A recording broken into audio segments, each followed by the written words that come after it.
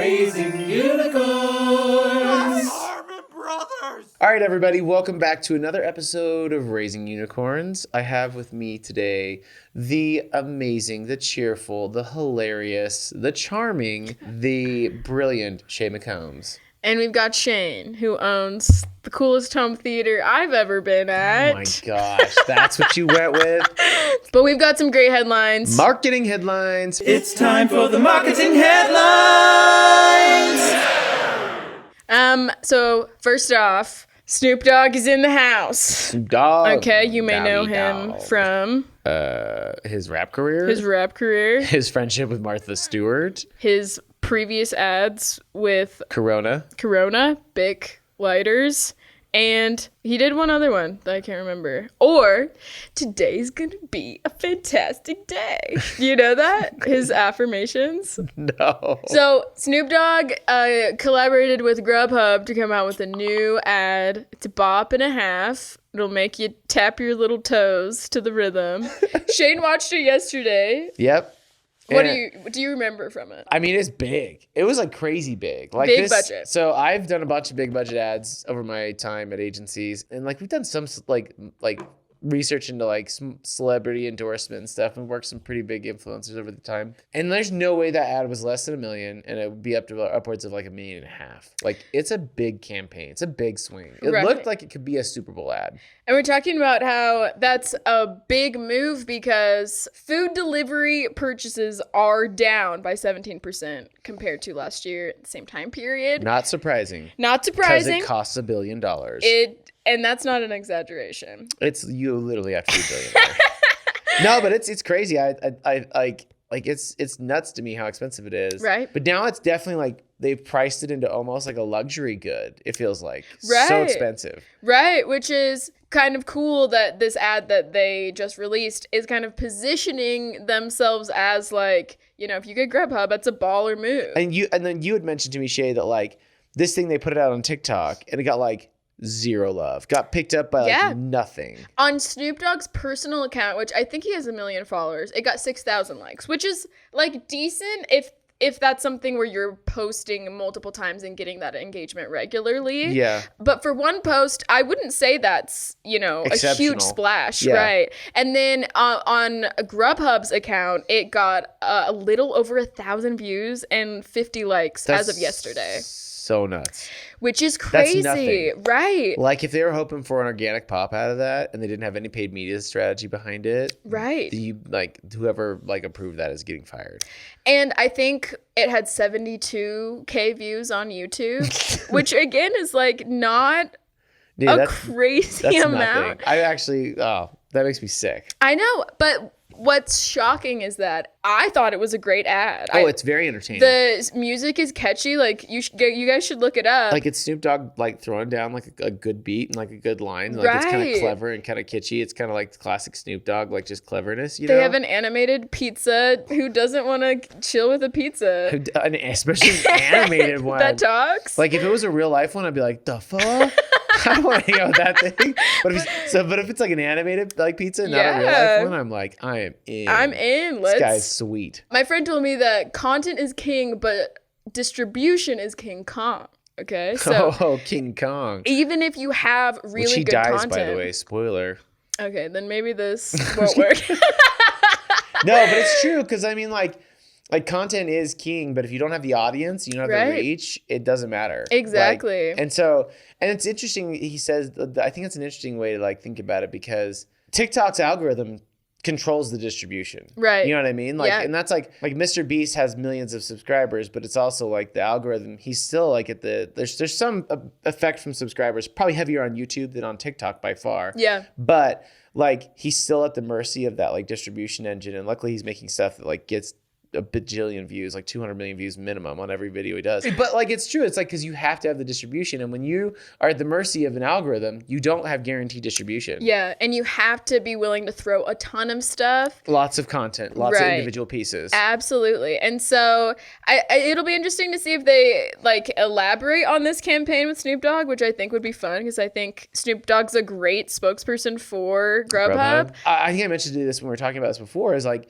if Snoop would have done this exact same thing with Grubhub, and they would have taken out all the production stuff, and they just would have done that around his house, or even if they would have had some production stuff where he was at like a friend's house or at the beach or at a bar, or like all these like places or a hot tub or whatever, and he should have done it on his phone, but still like had a good track going with it. Yeah. There's some part of me that thinks like that probably would have actually done better. Do more well. Yeah. Or if that song for Grubhub played like at a club and Snoop Dogg was lip syncing to it or something where it felt like more of a TikTok natural environment. Yeah. Then yeah. And if he did a series of those videos, I wonder if it would pop off more. Yeah. But like, I don't even know that what they created was the wrong choice. I just think they needed to do more with it if that was their plan. Yeah, which is really interesting because like you can't afford it. Like a lot of times you can't have a contract like, hey, giant like A-lister celebrity. Sure. Can you make 400 TikToks for us to make this pay out? He's like, yeah, I'll give you 2 days of filming. Right, and for that's $500,000. it. Is that cool with you? Right. And so I think it's interesting. That's why like content creators are actually so valuable because they're like 200 pieces. Sure. Right. I'll do it. Totally. Because I'm a machine. Right. Which is also what makes me wonder if part of what they were thinking is what you talked about, Shane, of trying to place their brand as like a bougie-er brand. And if that was their goal rather than to convert people. Dan is not bougie. I mean, he's no Snoop Dogg. He's no Snoop Dogg. But this kind of leads into another celebrity collaboration. Let's do it. So Sweetgreen is a salad place. Their plan is to be the Starbucks of salad. Great tagline. Yeah, maybe they already are. I don't want to say it's their plan. They might be there. They aspire to be. I see their stuff all the time. I see people talking about them Even though all they're the not time. in Utah. Even though they're not in Utah, I'm so jealous. It's like quick, grab a salad, but they're also farm to table. So just hits on a lot of things that I think people are looking for. Like, hasn't everyone like been like, gee, I wish healthy food was like fast food, right? And like didn't taste bad. Yeah, right. And didn't make me want to throw up. I wish salad tastes like a burger. And that's a whole nother problem I hope somebody fixes. I want Shane's that. like, I hope I can be vegetarian one day. When vegetarian meals taste like hamburgers. Yeah, can we make lettuce taste like cheeseburgers? Anyway, back in Sweetgreen, she did a collaboration with who? They did a collaboration with Renee Rapps. She's a musical artist that people really love. Popping off. She has a rabid fan base. So she did a really cool collaboration, but it's pretty different from a lot of collaborations that you see because a lot of the time it's just straight to camera, like product footage, or it's just someone Holding talking an to camera, iPhone, holding an iPhone. It feels very Never homemade. an Android. So there's a lot of UGC content out there. Sometimes it looks similar to the TikTok videos they produce themselves. Like if it's comedy, they have comedy ads or whatever.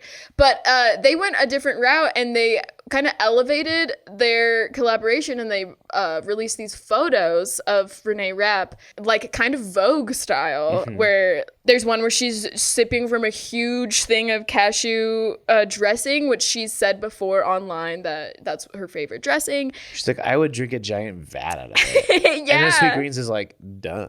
You know her so well, Shane. You're always like, I think that's literally what she said. There's one where she's wearing a doggy bag from Sweetgreen as a dress, or she's wearing a receipt as a dress. Yeah, it's like very Vogue, very, very high fashion, very avant-garde. Like they're making it sexy salad. yeah, there's one with the receipt one. I was like thinking like, man, like CVS should jump on that. Yes. And just be like, and then have her be like super tiny in the photo, and the receipt's like 400 Yes, miles long. and make a parody off of an ad. An ad of a parody of an ad is so funny to me. Like getting so meta. So that did really well. Like people really responded well to it, especially because on TikTok, people will tag brands on creators they love and they'll say, please work with this creator. If you find the right collaboration, not only will viewers like tolerate the ads that you make with them, like, they'll be hungry for thrilled. them, yeah. Yeah, they want to see you guys work together and they want to be a part of that. They want to purchase that. And it's also something too where like the Snoop Dogg is an example, just a contrast of that. Like there's some like Snoop Dogg's been around for a billion years, literally. The guy's 51. he's still crushing it with Martha Stewart making stuff together, Yes. right? So we love them. But like there is this weird thing with like TikTok and creators, because like a lot of times if they do it right and they're a nice, likable personality, you kind of feel like, oh, they're one of us who just lives a normal life. And then like there's always the ones like the influencers that like live in these gigantic, or content creators live in these crazy mansions. They're like, okay, you're not one of us, but you make funny stuff. Yeah. But like most of the time, like there are people that like you just find super entertaining and live an average life, but like you kind of root for. I think what's exciting to me about that is it's still a very high level, high budget campaign that they invested in, and they got really creative with it, and people absolutely went bananas. And so I think for brands who sometimes feel like their creativity is like squelched by TikTok, I know sometimes brands are like, oh, it's so boring, so I just have to follow trends, I just have to do the dance, Or like everything has to look terrible. yeah, Because that's a big concern for brands like someone like Patagonia or Lululemon doesn't want to Right. look like chintzy. Yeah. They're very high-end premium products. totally. And so I thought this was a really fresh and creative way of elevating their brand in a way that resonated with TikTok, because the people who love Sweetgreen and Renee Rapp are largely the same audience, and they're also all on TikTok. So Yeah. they chose that they really just all of the They checked all the boxes. Yeah, and it really ended up being a great campaign, I thought. And I think it's also an interesting contrast against the Snoop Dogg campaign, because Snoop Dogg is a big ad and it's a big flashy thing, but there's some elements that we've seen this before, whether it's like a big musical number or it's Sure. like high production value or crazy like sets and stuff, like that's been done before. And I think that the novelty of her like doing like a Vogue fashion thing in almost like a cheeky self-aware way of like, Yeah. I'm wearing a takeout bag, Yeah. I'm wearing a receipt, I'm drinking a giant vat of this dressing. Yeah. Like it's just breaking the pattern. Yeah. And I think because it's high end, like doesn't disqualify it from being like something that can be shared or really liked or responded to well on TikTok. Yeah. It's all about freshness of content, which is hard because there is so much. I think it's getting tougher to be original Yeah. in that sense, but it's definitely possible. And I think you said it perfectly, Shav, that they also figured out where the audience was and how to like style it right to where it like checked all those boxes. And that's what allowed it to go big. Yeah. So it's what moral of the story is there. You can be original with high like, polished content. Yeah. You just have to really be smart with your strategy, which is, it's tough. It's hard. It's hard. Yeah, It's hard. You we can't get just it. like throw stuff out there. Okay, you ready for The final? Yeah. Okay. Street Fighter 6, classic game that Classic. I've obviously played.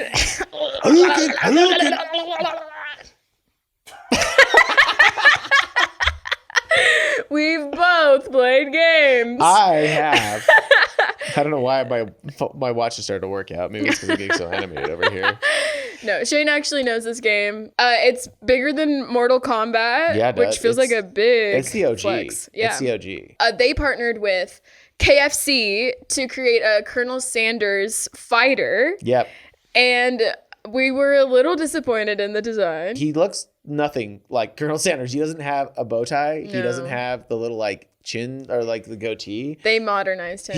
He's just like this like swole guy that like is wearing like these like colonial loafers. Yeah, that's like the one thing that they stuck with. They're like, we can't skimp on the shoes, The dude. shoes have to be loafers. It's like, let's ditch the outfit, but yeah. Yeah, or anything that makes him look like it. But I love the idea of this campaign Yes. in so many ways because I feel like I Yeah. think Taco Bell has done a great job of tapping into like gaming culture. Oh, yeah. And KFC has kind of missed that like transition because they are all about like Xbox like collaborations and stuff like that where they have all these gaming integrations into Taco Bell. Seems like Mountain Dew's done a great job. And that's partly I think yeah. why everyone makes a joke about like the gamer like drinking Mountain Dew is because Yeah. like Mountain Dew is fully like, yeah, okay, sure, we'll be the gamer like drink of choice. You know what I mean? So we got That's a lot of cool. caffeine. But like this is also like I think them being like, we're not taking ourselves too seriously. It's kind of cheeky with their own brand, and he's kind of like this giant jacked swole guy. Yeah. Which again, if they brought like back the goatee and like the mustache and the bow tie thing, I think it would have been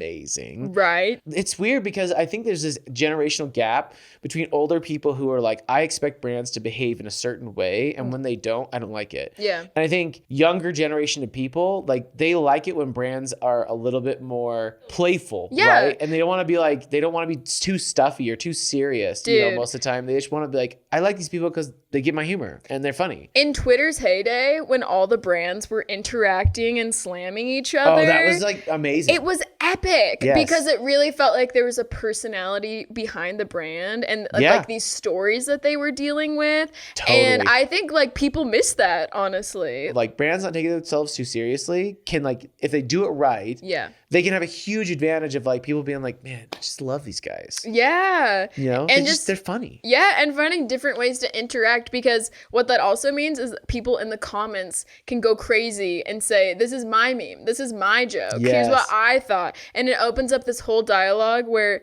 people really feel like they're involved and like Part of they're- the conversation, Yeah, right? and they feel like, oh, maybe they might like respond to me and maybe the response will be funny, as opposed to like some brands where it's like, hey, Spirit Airlines, like, why'd you do this? And then Spirit Airlines, if they're like, we're sorry, please contact customer service. Like, that's so different from a personality responding with a joke. You know what I mean? Yeah. All right. Well, thank you everybody so much for joining us on Marketing Headlines with Shay, who is as eloquent as ever. Until next time, have a good one. See ya. See ya. Thank you for watching Raising Unicorns! Subscribe now.